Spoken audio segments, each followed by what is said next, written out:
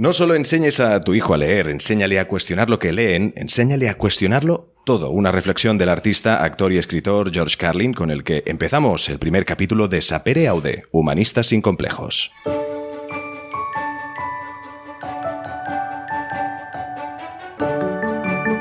Sapere Aude, Humanistas sin complejos.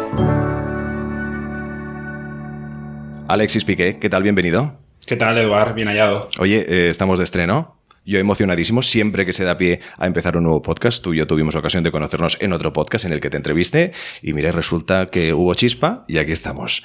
Oye, tenemos, yo creo que una tarea muy importante a llevar a cabo. Este es un podcast que yo creo que tratará un tema muy importante, visto desde muchísimos aspectos. Realmente las humanidades en sí están tratadas desde muchas ramas. Y sobre todo desde la tuya. Tú eres abogado de formación, pero ahora, aparte de tu proyecto, que es el de Ciria 180, estamos, de hecho, podéis escuchar un poco el trabajo de fondo, gente que está ahí pues un poco mezclando el azúcar en el café. Estamos en un espacio de creatividad, estamos en un espacio donde muchos proyectos pues se llevan a cabo, un coworking, como muchos hay hoy en día, y en el que se encuentra pues precisamente la que es tu compañía. Pero ante todo esto, porque tú tienes no poco trabajo, me consta, también estás estudiando humanidades. Entonces, cuéntanos un poco, es decir, ¿cómo te entra la curiosidad? Incluso me consta, porque hemos hablado mucho de ello, que es una pasión para ti el mundo de las humanidades. Así es, Eduard. En parte empecé a estudiar humanidades por el invitado que tendremos hoy, que después tendremos ocasión de hablar con él. El que abre la lata. O sea, hoy tenemos al culpable, un poco, que estemos aquí. En parte. Hay que matizar. Un porcentaje. Sí que es cierto que yo siempre he tenido interés en distintas disciplinas humanísticas y que no veía el momento de empezar a estudiar. Porque, como bien has dicho, pues cuando uno tiene un trabajo, en este caso, pues la empresa de asesoramiento a otras empresas, nunca ves el momento de empezar una carrera como esta. Pero poco a poco pues fui hablando con personas y exponiéndoles las dudas que tenía, las inquietudes, y me fui haciendo la idea y al final conseguí dar el paso de estudiar humanidades, que lo hago como hobby, aunque me tengo que sacrificar parte de mi tiempo. Lo disfruto mucho, voy muy a poco, no sigo un curso con una velocidad normal, pero para mí es una pasión. No sé si la mayor pasión de mi vida, eso tendríamos que discutirlo, pero estoy disfrutando mucho porque aprender nuevas cosas y entender cosas que nos pasan hoy a través del conocimiento del ayer pues ayuda a dar un poco más de sentido o no a algunas cosas. Al final tienes algo en el que coincidimos y es que te mueve la curiosidad por el saber y saber desde muchas de las ópticas que trataremos, porque podéis creerme que van a pasar invitados por aquí que no os vais a imaginar, que desde sus puntos de vista, evidentemente, todos tenemos un pequeño humanista dentro y al final es lo que también queremos que nuestros oyentes pues se den cuenta. Yo no lo pensaba, parece que yo sí también lo tengo, gracias a Alexis. Tú me has inspirado un poco también en ese aspecto. El hecho de descubrirme un poco cómo funciona esto, dije, pues caray, pues sí que es interesante esto, ¿no? Pues vamos a hacer un podcast, ¿por qué no? Al final, que humanistas o no, aprenderéis con nosotros cada 15 días y con todos los invitados que nos acompañarán a saber un poquito más de este vasto mundo de las humanidades.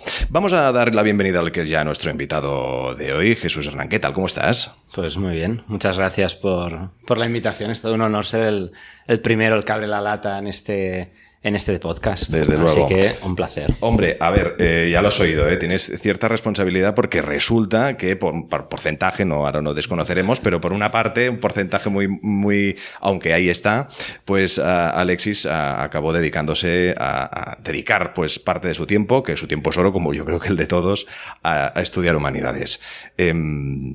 ¿Qué te inspiró a ti para interesarte por el mundo de las humanidades? Pues seguramente, claro, yo estudio humanidades como primera carrera. Quiero decir que al final acabé los estudios obligatorios en aquella época, el BUP y el COU, y de manera inmediata ya me salté a las humanidades y fue mi primera opción. ¿Con qué intención lo hice? Pues yo quería dedicarme profesionalmente a algo relacionado con las letras, ¿no? Y de ahí, pues viendo las posibilidades que había, la filología era una de ellas, pero me parecía como demasiado cerrada, demasiado determinada al estudio de una materia específica. Sin embargo, bueno, cuando descubrí las humanidades, que en aquella época, pues era muy reciente la carrera de humanidades, estamos hablando pues del 2000 aproximadamente. Yo la hice en la Pompeu Fabra. En la Pompeu Fabra tenía muy poco tiempo la carrera de humanidades. En la Autónoma llevaba más tiempo, pero ni siquiera tenía departamento propio. Así que bueno, que estaba naciendo. Y me atrajo mucho el concepto de poder estudiar, bueno, desde muchas perspectivas diferentes, cosas que a mí me gustaban. Entonces no lo hice desde un punto de vista utilitario, de decir voy a estudiar humanidades para acabar trabajando porque realmente si te pones a pensar esto, igual no estudias humanidades. Sin embargo, sí que me gustaba mucho el mundo editorial, siempre me ha gustado mucho escribir, entonces por ahí pensaba que las humanidades me podían ayudar. Y eso fue lo que me convenció. No conocía a nadie que las hubiera hecho, o sea, no tuve la oportunidad de que nadie me convenciera directamente, pero sí que me atraía mucho el plan. ¿Qué le dijiste a él? ¿Qué le hizo? Pues no lo sé, lo tendría que decir. Claro. ¿Cómo convences a alguien que tiene interés por algo? Porque al final lo que yo veo con el mundo de las humanidades, al final yo soy un ignorante y aquí es el que tiene más suerte de los tres, yo creo, y es el que va a aprender más. Porque tú ya tienes con lo tuyo, ya tienes tus libros, Alexis. Los exámenes, ¿hay exámenes de aquí poco ya? ¿O cómo va esto? Tengo que entregar prácticas. Madre mía, las prácticas. Pero no diré cómo las llevo. Bueno, seguro de que bien. Nos escuchan tus profesores, que hagan el favor, que esto yo creo que convalida. Yo creo que este podcast va a convalidar créditos. Bien, en todo caso, ¿no? Al final, yo lo que me doy cuenta es que hay muchísimos oficios, carreras, que tienen como base el mundo de las humanidades, ¿no? Aunque luego, pues en tu caso, te querías dirigirte hacia el mundo de las letras, de la literatura, a otros humanistas que fueron hacia el mundo de la psicología, de la filosofía, ¿no? Al final, las humanidades son base de... Sí, son una carrera de fondo de armario, ¿no? En el cual aquello que aprendes te acompaña el resto de tu vida, y no solo... Y de hecho creo que es una de las cosas más interesantes de las humanidades, no solo en cuanto al contenido, que de hecho seguramente el contenido es lo menos importante de las humanidades, y el contenido es lo que la mayoría de las personas pueden aprender o vamos aprendiendo, pues al final informándonos y leyendo libros. Yo creo que el valor añadido de una carrera como humanidades y de los estudios humanísticos y de lo que sería más una mentalidad humanística es la forma de entender cómo funcionan las cosas, de cómo conectar conceptos y a partir de ahí crear nuevos conceptos. Entonces las humanidades lo que hace es intentar estudiar el comportamiento humano en su sentido más amplio, individual y colectivo, y lo hace estudiando cómo se ha comportado el ser humano en todos sus aspectos, ¿no? No solo en la historia, socialmente, antropológicamente, artísticamente, económicamente.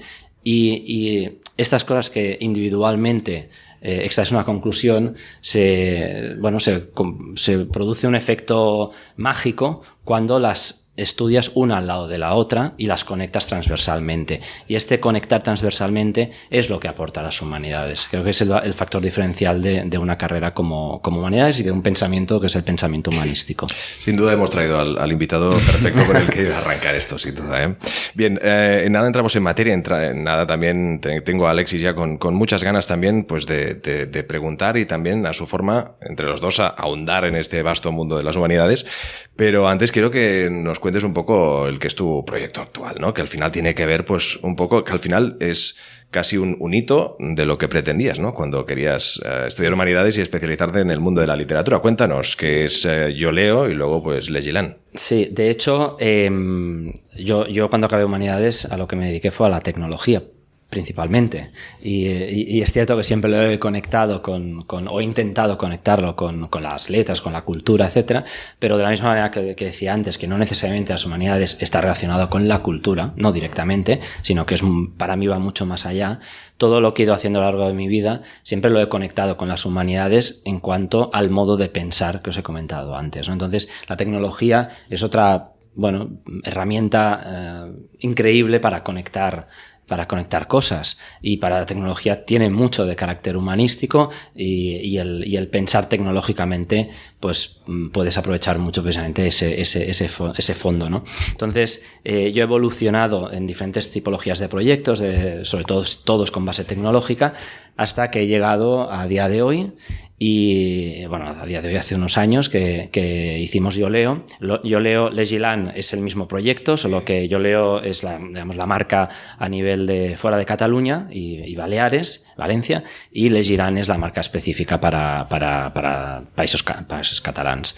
Pero el funcionamiento es el mismo. Entonces lo que es una plataforma digital que lo que hace es ayudar a desarrollar la competencia lectora, y lo hace a través de fomentar la lectura, el gusto por la lectura y mejorar la comprensión lectora, que deriva en mejoras de los hábitos lectores. Entonces, esto que he dicho tan rápido parece como que se hace muy rápido y fácil, es extremadamente complicado, y nosotros lo único que hacemos es intentar favorecer, ser útiles a quienes realmente están trabajando con los lectores, los jóvenes lectores. Nosotros somos una aplicación que se utiliza pues primaria y secundaria en niños que van desde los 8 a los 16 años. Y el concepto sobre el cual trabaja YoLeo es algo tan básico, tan evidente y tan intuitivo que es increíble que nunca se haya hecho así, pero nunca se ha hecho así en las escuelas, que es dejar elegir al lector lo que quiere leer, o como mínimo enseñarle a tener criterio para elegir aquello que pueda estimularle más en la. Esto pasaba en el colegio, ¿eh? Yo recuerdo algunos aciertos y algunos otros que tenías que leerte sí o sí. Pensabas, madre mía, ¿por qué me están haciendo leer esto, no? Pero sí que es verdad dar esa, o al menos dar entre dos opciones, aunque sea, ¿no? Correcto, esto no se suele hacer. Es cierto que en los últimos tiempos ha habido una proliferación de lo que es el concepto más de lectura libre como complemento a las lecturas obligatorias, pero ni las lecturas obligatorias no son la manera, ni la lectura libre por ser libre, dar a elegir libremente sin dar criterios de elección y sin control sobre lo que se lee, tampoco es una buena solución pedagógica en el entorno escolar, que al final no se trata solo de que lean, sino de que realmente aprovechen lo que están leyendo para construir su identidad lectora de futuro. Entonces nosotros trabajamos sobre esta plataforma para ayudarles a eso, para ayudar a las escuelas, para ayudar a los profesores a que puedan trabajar la lectura desde esta otra perspectiva, que parte de la base de que el lector pueda formar parte de esa elección de las lecturas, y el profesor pueda ya no evaluarlo, sino hacer una orientación, hacer un seguimiento para ayudarle a ese proceso de autodescubrimiento como lector. ¿Y cómo ha cambiado también el sistema educativo hasta el punto de que ha tenido la apertura de miras para ver sistemas que aplicar al nuevo sistema? Ahora mismo muchísimas escuelas con mayor o menor fortuna, que se entienda bien, obviamente, no estoy opinando, pero sí que encontramos a muchos centros de formación que aplican lo que es el sistema educativo por proyecto, ¿no? Y que en el que parece pues que ya nos dejamos un poco de lo que creo que fue nuestra educación, ¿no? Un poco la educación del, tú léete esto, me lo estudias y luego me lo vomitas en un examen, ¿no? Ahora es distinto, ¿no? Ahora ya se enseña más a pensar al alumno, no digo que antes no se hiciera, pero digo que ahora ya es más mayoría por lo que yo he visto, y en el que se da más la opción de elegir, de poder elegir al alumno, ¿no? Que al final es lo que a él le fomentará esa curiosidad y a la vez también el interés por aprender. Sí, seguramente la revolución pedagógica de los últimos tiempos, aparte de las nuevas tecnologías, pero al final las nuevas tecnologías son herramientas, no son revolucionarias pedagógicamente per se, es precisamente poner al alumno en el centro de su proceso de aprendizaje. Y eso pasa por darle herramientas y enseñarlas a utilizar esas herramientas para que él construya su propio aprendizaje.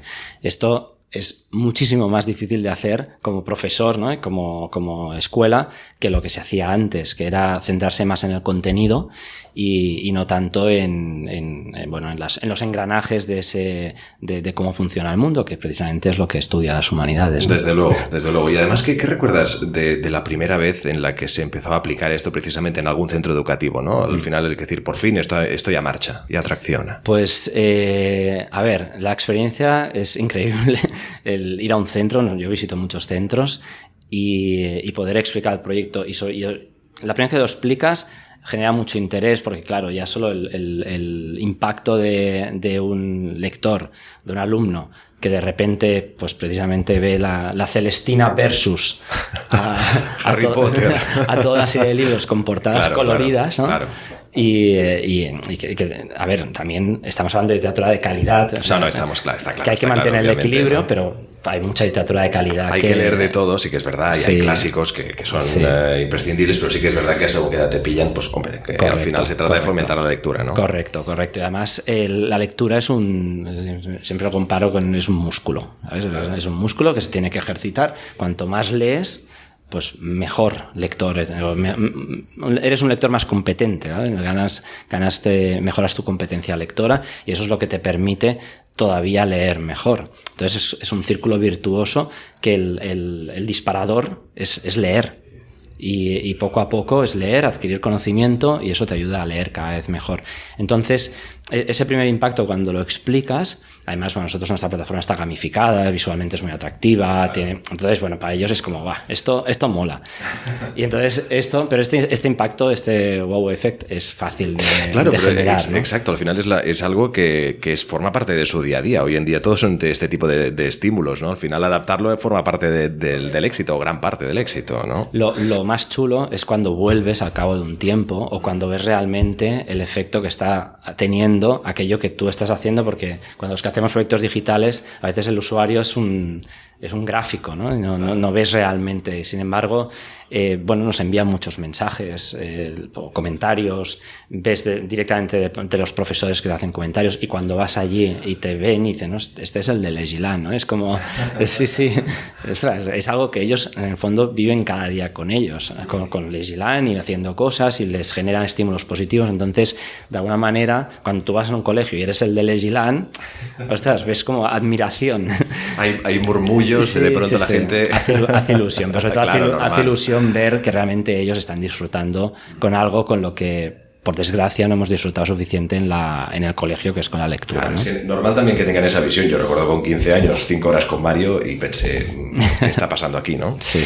Y en cambio luego hablas con generaciones siguientes que te decían, pues no, pues yo a mí me propusieron leerme, no sé, desde, pues eso, cualquier obra de J.K. Rowling o cualquier otra que quizá de alguna forma es igual, sea fuera fantasía o no, ciencia ficción o no, pues estaba más adaptada a la edad, ¿no? Y claro, al final es un poco la clave. Alexis, ¿tú qué recuerdas? ¿Alguna obra literaria que, pues que en tu educación te hicieran leer y que disfrutaras, o que pues precisamente pensaras, ¿por qué no existió Yo Leo antes? Las he olvidado casi todas, así que yo creo que es un signo de que me marcará un poco. Sí que recuerdo algunas obras de primaria, incluso algún título que prefiero no decir porque suena un poco ridículo. No, por favor, compártelo. Yo, es más, invito a nuestros oyentes, a quien se esté añadiendo ahora mismo, a quien le esté dando al play, que compartan el cajetín de comentarios de nuestras plataformas de podcast donde nos publicamos, qué títulos recuerdan, para bien o para mal. Yo recuerdo un libro que el protagonista se llama Putusnagal. No sé si Jesús lo conoce o ha quedado ya enterrado. Putusnagal. Después también el Dos Caballs. Este sí que era... leí El Lazarillo de Tormes. Después también... Creo que en el colegio también me hicieron leer... no sé si El nombre de la rosa, de Humberto Eco. No sé, este era avanzado, ya en un nivel un poco más avanzado. Y algún libro más, tampoco recuerdo. Dos sombreros de copa, ¿no? Este también. Wow. ¿Y el de Humberto Eco sobre qué edad era? No, en bachillerato. Bachillerato. Sí. Bueno, y aún así... Pilar Leblanc también, claro. Es un clásico que se hace leer, creo, en las escuelas. Sí, es un clásico. Sí. Bueno, ya si nos ponemos con los clásicos, pero sí que es verdad.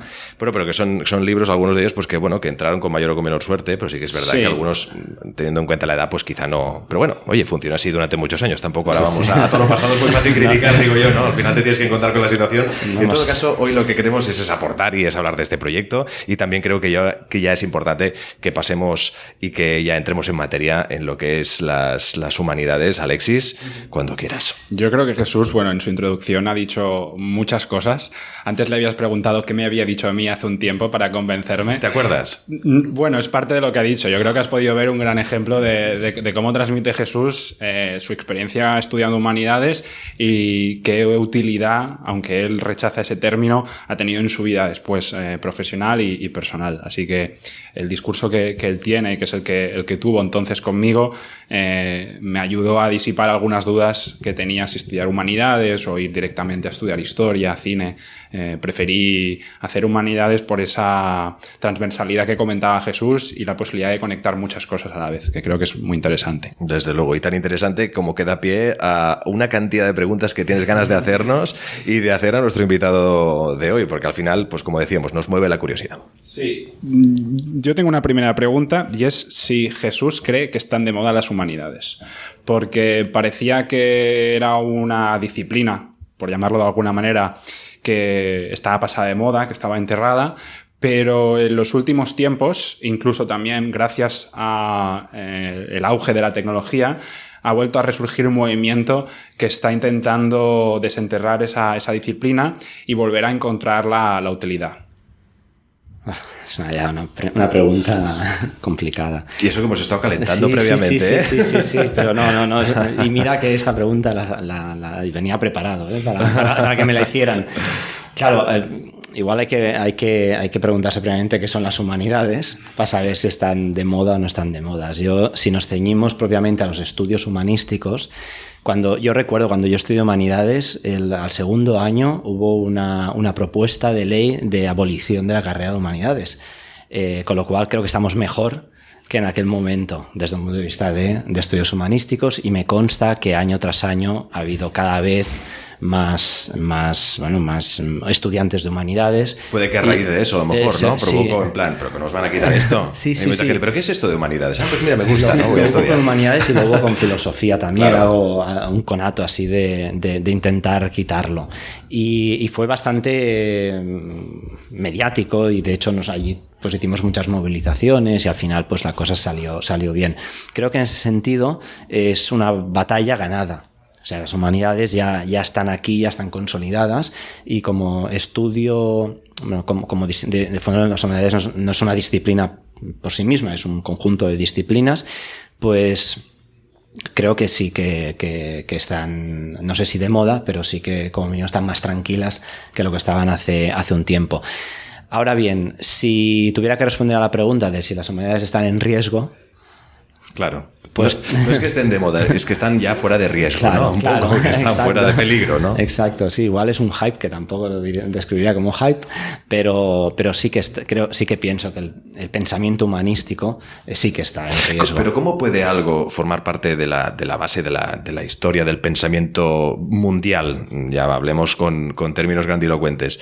Estar en amenaza, o sea, es decir, una carrera como las humanidades, ¿no? ¿Cómo puede ser eso? ¿Qué dice? Dice muy poco al final, ¿no? De la salud, yo creo que al final en formación y educación de un país, ¿no? Pues sí, del país y del mundo, por desgracia. No entraremos en mucha tema pero por político, por desgracia es así, lo vivimos cada día con la desinformación que hay generalizada y insisto, al final lo que proporciona las humanidades es este sentido crítico, claro, de saber discernir, ¿no? Entre pensar, ¿no? Reflexionar. Correcto. Claro. Y creo que eso es lo que realmente está en riesgo, y una cosa al final pues lleva a la otra, ¿no? Mientras más ciudadanos planos se generen, pues bueno, al final obviamente que a ciertos poderes les interesa mucho más y promocionan ese tipo de pensamiento.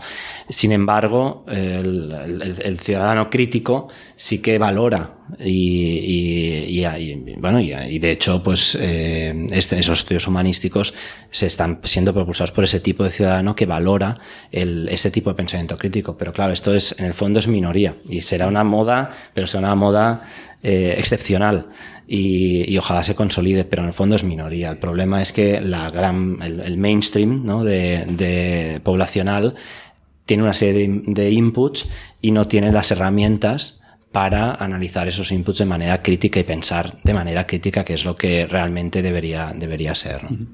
Hay una cuestión de atención, yo creo, y es que cuando empiezas a interesarte por el mundo de las humanidades y todo lo que implica, te das cuenta que hay más gente como tú.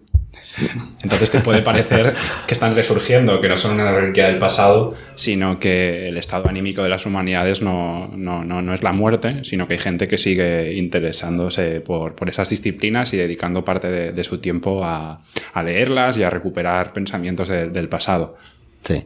Bueno, aquí hay el sesgo cognitivo, ¿no? Que es como precisamente yo estoy enfocado hacia un lugar, ¿no? Yo pues voy a tener un hijo y mi mujer está embarazada y solo veo niños y mujeres embarazadas, ¿no?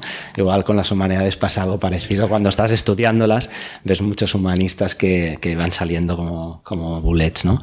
Sin embargo, creo que no es obviamente no es eso.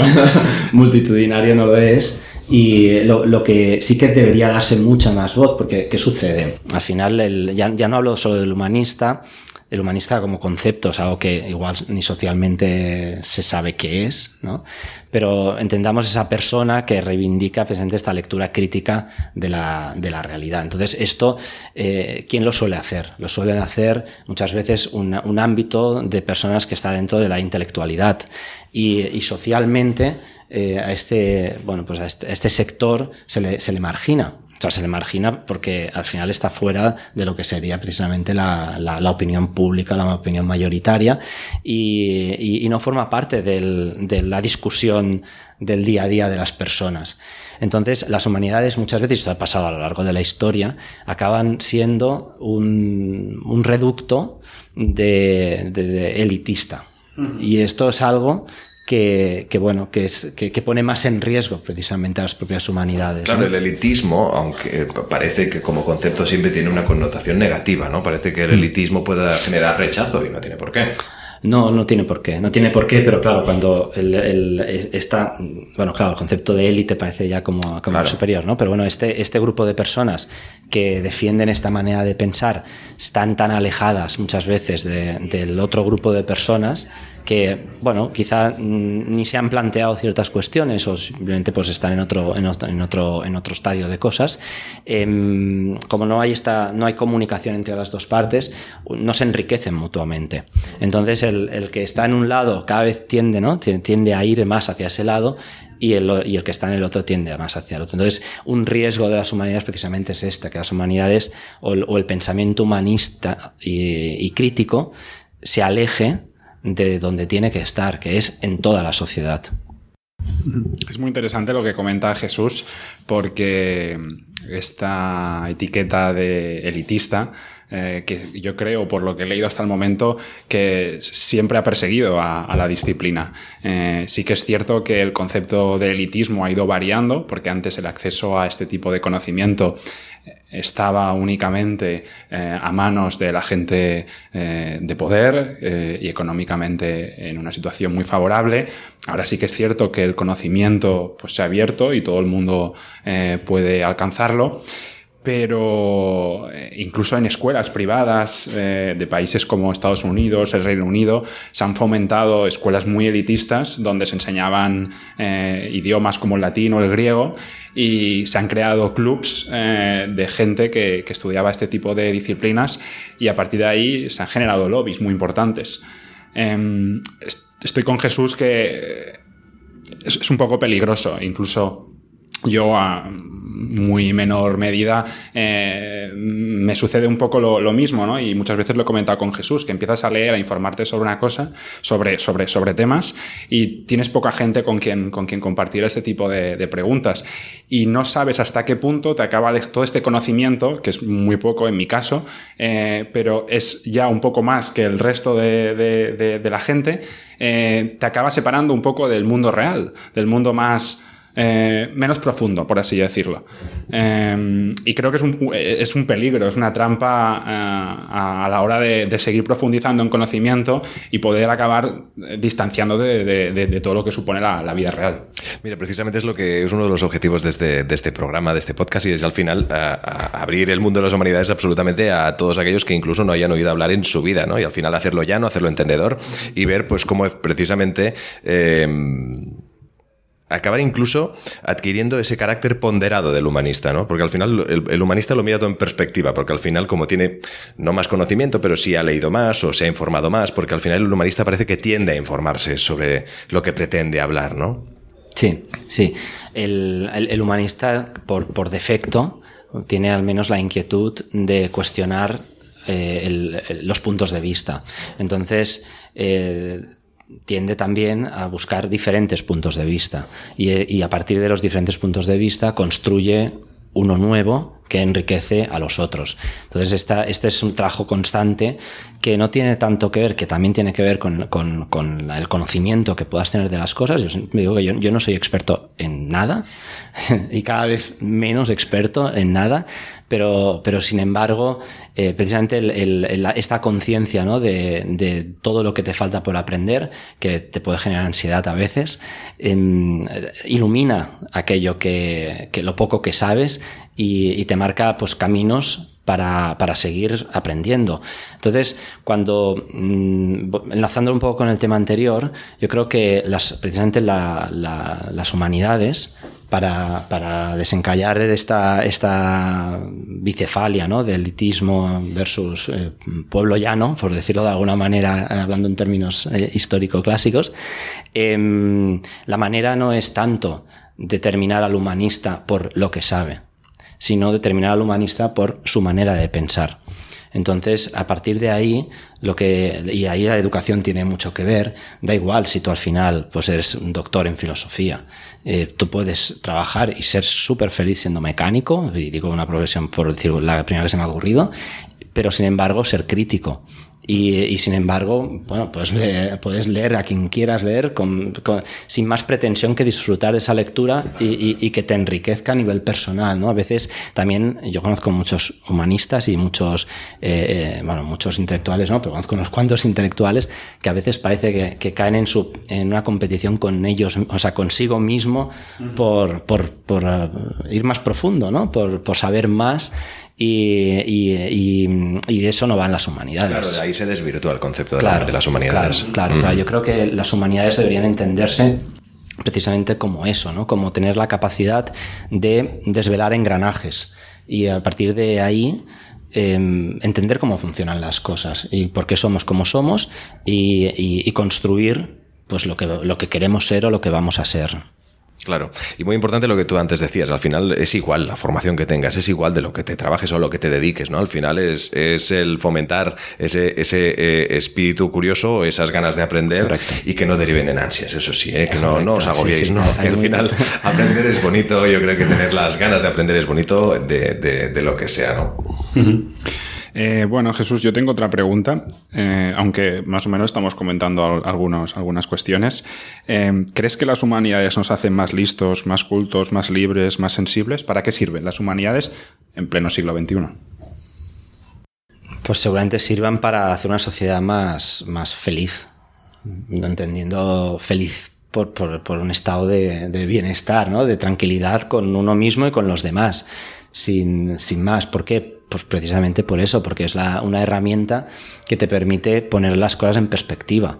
Entonces, poner las cosas en perspectiva es serenidad, es capacidad de análisis y capacidad de actuación, con lo cual la parte estresante debería estresante de a veces hacemos las cosas como pollo sin cabeza y eso individual y socialmente genera muchísimo estrés. Las humanidades, yo creo que lo que te permiten en la vida es ponerle perspectiva y la perspectiva, que la ligo mucho con la de los sabios, ¿no?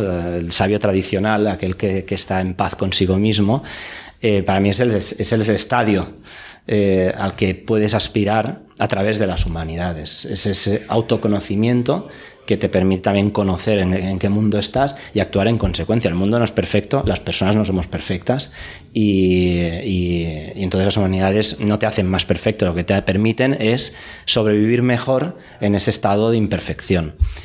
Así que no sé si esto responde a... Bueno, entonces, ¿crees que son importantes las humanidades o deberían serlo? Son fundamentales las humanidades, son fundamentales porque es fundamental tener la capacidad de ver, conocer el mundo que te rodea sin mayor propósito que el de sobrevivir mejor a él, desde esa perspectiva, no desde la perspectiva de hacer que progrese, que seamos más ricos, más tecnológicos, más... No, simplemente que en el tiempo que estemos aquí seamos capaces de hacer que el mundo sea mejor y que nosotros lo disfrutemos y seamos felices y lo hagamos con los que nos rodean. Entonces pienso que las humanidades sirven para poner esa perspectiva que permite lograr eso. ¿Pero se puede vivir sin humanidades? Se puede vivir sin cualquier cosa. No, está demostrado, ¿no? Está demostrado, pero es verdad. En fin, al final, un poco por lo que comentas, se puede llegar a ser humanista, no de formación, pero sí de carácter. Sí, sobre todo es lo que debería ser uno. Claro. Sí. Porque al final vivimos más tranquilos cuando tenemos toda la información, o al menos hay mucha gente que vive más tranquilo cuando tiene toda la información. Sí. Luego está el arte de saber elegir la información también, ¿no? Claro. De hecho, las humanidades debería ser una carrera obligatoria para todo el mundo después de acabar la formación obligatoria, o como mío, que tuviera muchísima más presencia en contenido y en lo que decíamos antes, ¿no? En estructura de pensar, de manera de analizar las cosas y de pensarlas, igual que la tendría que tener el método científico y otras que forma parte también de las humanidades, ¿no? Pero al final, maneras de entender el mundo y de interpretarlo debería ser eso lo que prioriza a la hora de definir a un humanista. Debería ser eso, no tanto si ha estudiado o no ha estudiado las humanidades. De hecho, hay muchas personas que han estudiado humanidades que tampoco se han acabado de enterar de qué va la película, ¿no? Y entonces se han quedado precisamente en el contenido, y son personas de las cuales puedes hablar horas y horas de la Grecia clásica y eso no son las humanidades. O sea, el saber mucho sobre Platón o sobre Aristóteles no es saber mucho sobre humanidades. Es una parte, ¿no? ¿Entiendes? Correcto. Platón y Aristóteles te enseñan muchas cosas, pero bueno, igual te las enseñan Hegel, Heidegger o Kant, ¿no? Uh-huh. Yo estoy con Jesús con lo que estaba comentando, y de hecho es un poco tramposo, no Jesús, sino lo que estaba comentando, porque creo que las humanidades, como otras disciplinas, serían básicas para establecer una estructura mental que después te puede permitir desarrollarte mucho mejor como profesional y como persona, independientemente del viaje que escojas en tu vida. Y lamentablemente esa posibilidad a lo largo de la historia solo la han tenido aquellas personas que no han tenido una precipitación a tener que mantenerse desde un punto de vista económico, y solo, volviendo al elitismo que comentábamos antes, solo aquellas personas que podían disfrutar de su tiempo y que no tenían un riesgo económico en su vida podían dedicar tiempo a la lectura de este tipo de disciplina. Sí.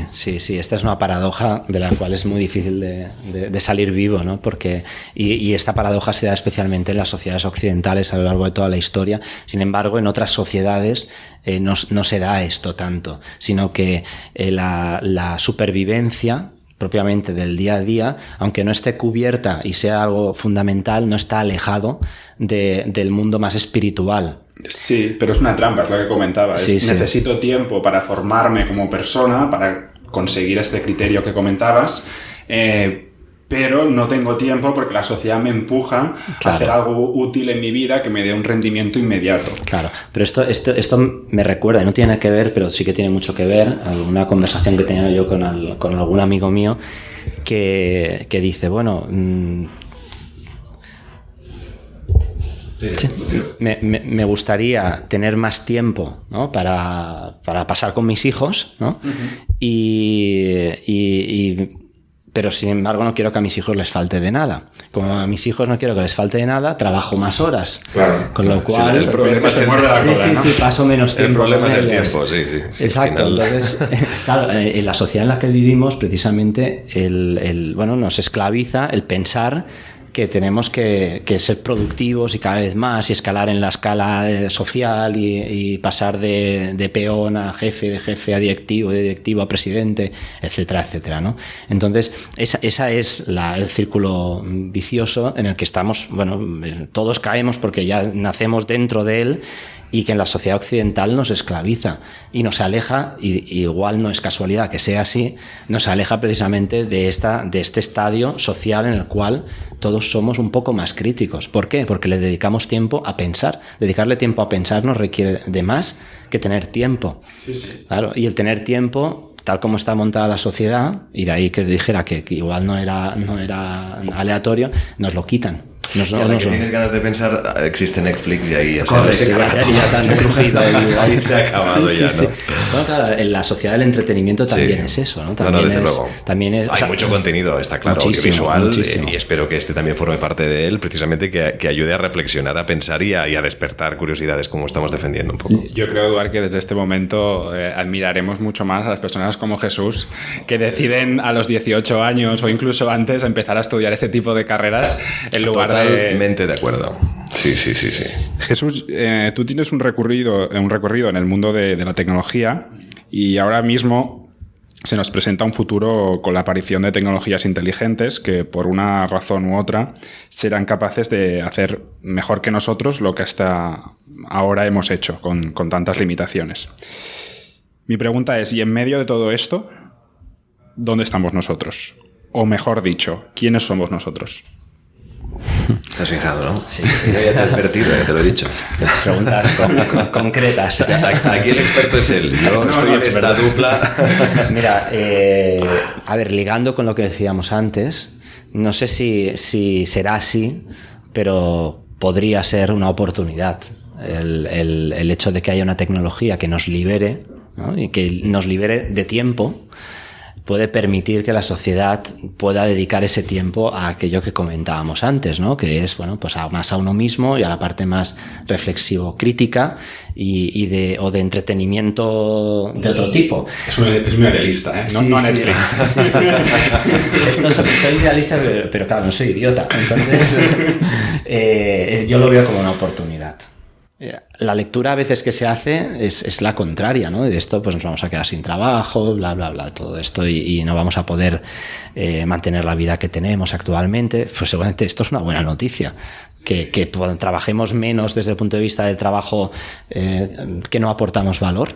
Yo estaría encantado. Yo siempre he intentado, cada hora que dedico, que me haga disfrutar. Esto no puede ser así siempre, pero claro, las personas que están en una cadena de montaje o haciendo tareas repetitivas, pues no sé, es poco enriquecedor desde el punto de vista de autosatisfacción, con lo cual es una buena oportunidad que aquí las implicaciones que tiene a nivel de gestión, todo esto no se hace de un día para otro, pero a nivel social, de cara a futuro, pues bueno, se podría plantear muchas cosas, que yo obviamente no soy un experto, pero creo que si hacemos un ejercicio de imaginación a largo plazo y tuviéramos gente que realmente pues fuera idealista como lo podemos ser nosotros, ostras, pues creo que es una oportunidad para hacer una sociedad mejor.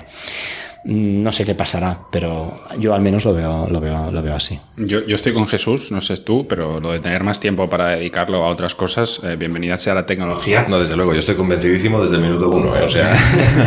De todas formas, Jesús, mi pregunta está formulada desde un punto de vista más antropocentrista, en el sentido de que el ser humano se define como ser humano desde el punto de vista de que se encarga y de que tiene el poder de responsabilizarse de casi todo lo que le rodea, y ahora los robots, la tecnología, las máquinas, poco a poco están colectando acciones propias del ser humano.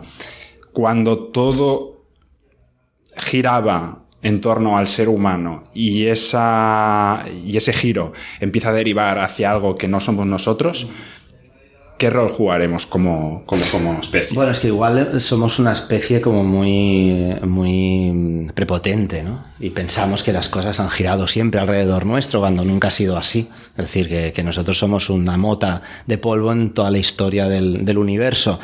Entonces, antes igual podíamos autoengañarnos pensando que teníamos un mayor control sobre las cosas que hacíamos, pero tampoco es realmente así.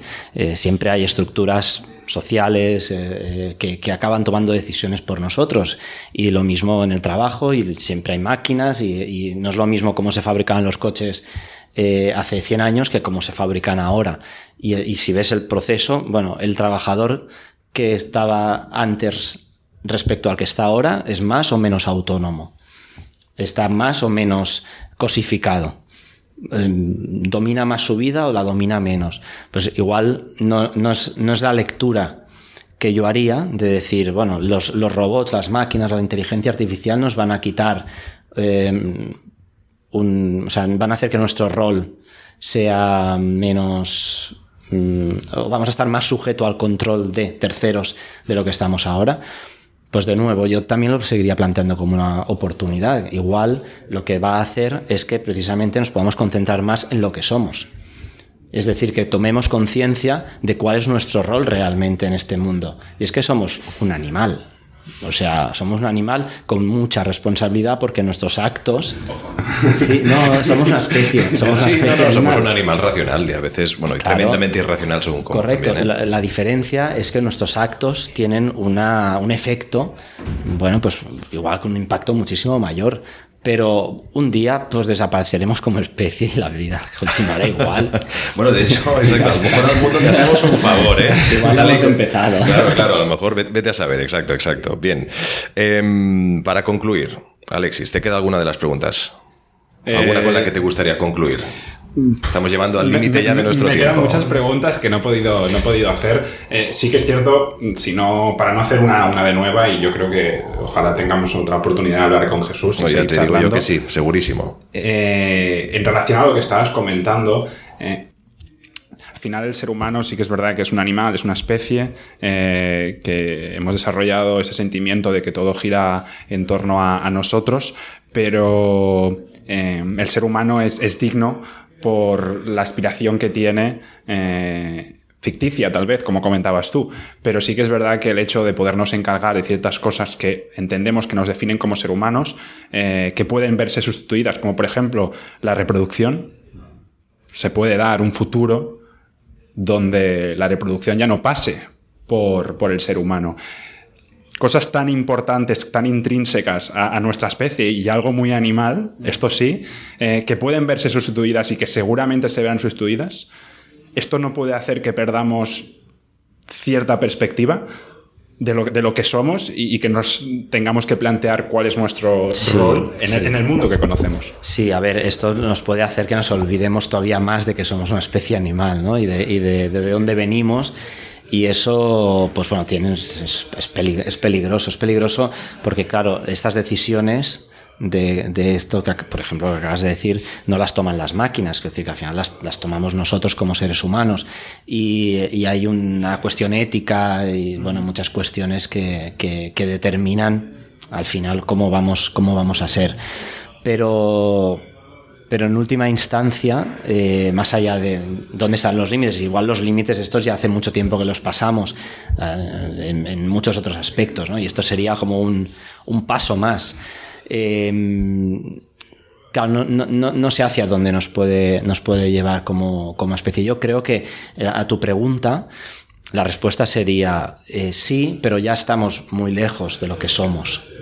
Entonces eso nos llevará en cualquier caso más lejos, a no ser que precisamente hagamos este ejercicio de volver, ¿no?, a nuestros orígenes evolutivos, y que está pasando en muchos campos diferentes, ¿no? Desde la parte más del fitness hasta lo que comemos, o incluso el propio conocimiento, pues de que hagamos este ejercicio de volver a lo que somos y seamos capaces de encontrar asideros para mantenernos, y para eso se requiere, además de las humanidades, tener una capacidad de crítica y de conciencia, de autoconciencia como ser humano y como especie muy grande.